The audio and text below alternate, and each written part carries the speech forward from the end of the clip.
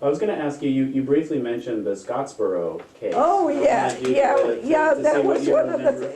that was one of the things, you know, that there was a lot of organizing around those boys. That they were 6 or 7 black young men, young boys, really, who were riding the rails, you know.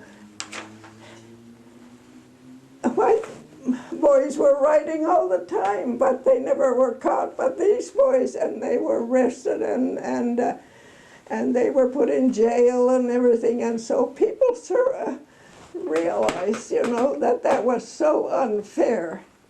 And there was a lot of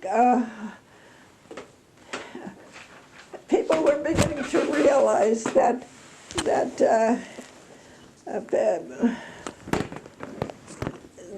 people, you know,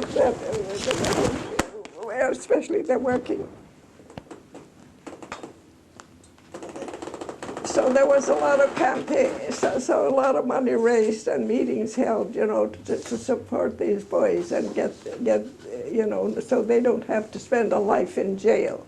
Were you involved in those kind of activities in Seattle, or was this? Well, yes, it had already started in Seattle. Yeah, I used to go. We had some buttons that were said, "Save the Scottsboro boys." And we used to sell those, you know. We'd go to at that time they used to have big, huge picnics, you know, in the summertime. The Swedes had theirs, and the Finns had theirs, and the Yugoslavs theirs.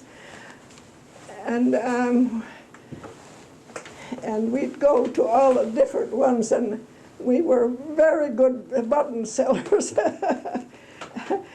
And it seemed to me like there was some other things too. Oh, and those buttons too said worker wages, worker wages.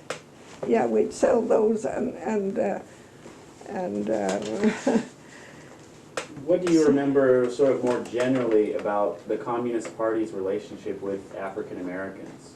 Well, that's what they were beginning to realize, that we had to get, that they were part of the working class, and they you know, and that they had to be brought into the labor movement. And so that's when it was really beginning, they were brought in, you know.